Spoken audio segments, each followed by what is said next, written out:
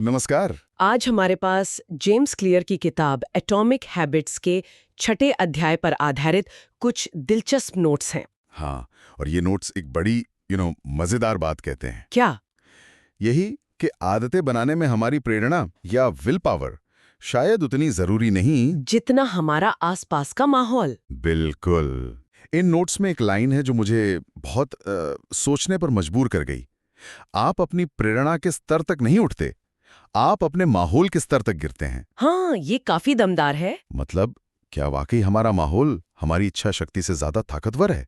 क्या वो हमारी आदतों को हमें बिना बताए कंट्रोल कर लेता है? एक तरह से हाँ। चलिए इन नोट्स की मदद से इसी को थोड़ा और समझते हैं।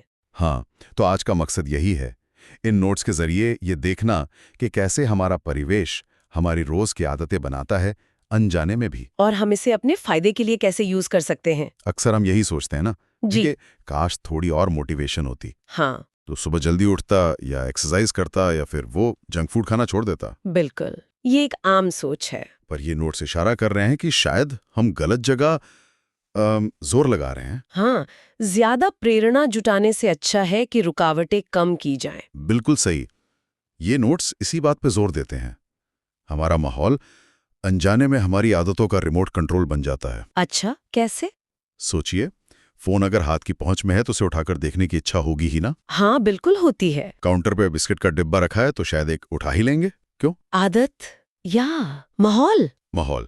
ये माहौल के संकेत हैं, क्यूज जिन्हें कहते हैं। ये सीधे हमारे दिमाग के उस हिस्से को सिग्नल भेजते हैं जो आदतन काम करता है, हमारी सोच या इरादों को कई बार साइड में रख के। ओह, तो मतलब ये सिर्फ विल पावर की कमी नहीं है, नहीं। बल्कि हमारे आसपास की चीजें हमें एक तरफ धकेल रही हैं, अनजाने में। हाँ बिल्कुल। तो क्या हम इसे बदल सकते हैं? क्या हम जानबूझकर अपना माहौल ऐसा बना सकते हैं कि अच्छी आदतें आसान लगें, जैसे पानी पीना? हाँ हाँ, बिल्कुल सही सोचा आपने। और इसी सोच को आगे बढ़ाते हुए नोट्स ये भी कहते हैं कि सिर्फ अच्छी आदतों को आसान बनाना काफी नहीं है। अच्छा, और क्या? बुरी आदतों के रास्ते में मुश्किलें खड़ी करना भी उतना ही जरूरी है। मुश्किलें? हाँ, मतलब इच्छा शक्ति से लड़ने के बजाय उस आदत तक पहुंचना ही मुश्किल कर दो। जैसे काम करते वक्त फोन दूसरे कमरे में रख देना। हाँ, ये तो मैं करता हूँ कभी कभी। या टीवी का रिमोट सोफे से दूर किसी दराज में रखना। ये तो काफी प्रैक्टिकल लग रहा है। लड़ने के बजाय रास्ता ही मुश्किल कर दो। एग्जैक्टली। नोट्स में अनीता का एक उदाहरण भी था, शायद वो परीक्षा के लिए। हाँ, अनीता वाला किस्सा बड़ा अच्छा है। इसमें उसे पढ़ना था पर ध्यान बार बार इंस्टाग्राम पर जा रहा था। हर 10 मिनट में। हाँ, ये बहुत होता है। तो उसने विल पावर को दोष नहीं दिया, उसने माहौल बदला, रख दिया और अपनी डेस्क एकदम साफ सुथरी रखी, सिर्फ किताबें सामने। अरे वाह, छोटे छोटे बदलाव। हाँ, पर नतीजा बड़ा निकला। रुकावटें हटा दी तो पढ़ाई पर ध्यान देना आसान हो गया। कमाल है।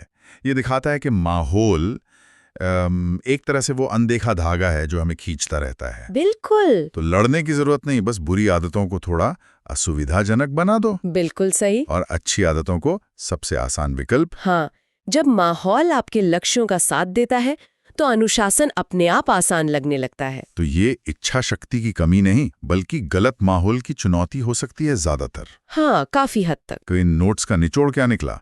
यही कि अच्छी आदतें बनानी है तो सिर्फ अंदरूनी ताकत, मतलब मोटिवेशन, विल पावर, इस पर निर्भर रहना काफी नहीं है। नहीं, बिल्कुल नहीं। हमें अपनी बाहरी दुनिया को, अपने आसपास की जगह को सोच समझकर डिजाइन करना होगा। हाँ, उसे ऐसा बनाना होगा जो हमें वो इंसान बनने में मदद करे जो हम बनना चाहते हैं। बिल्कुल। माहौल को अपना साथी बनाइए, दुश्मन नहीं। और जाते जाते एक सवाल छोड़ जाते हैं सोचने के लिए। हाँ। हमारी जिंदगी का वो कौन सा कोना है जहां हमने अनजाने में अपने माहौल को अपनी आदतों पर हावी होने दिया है?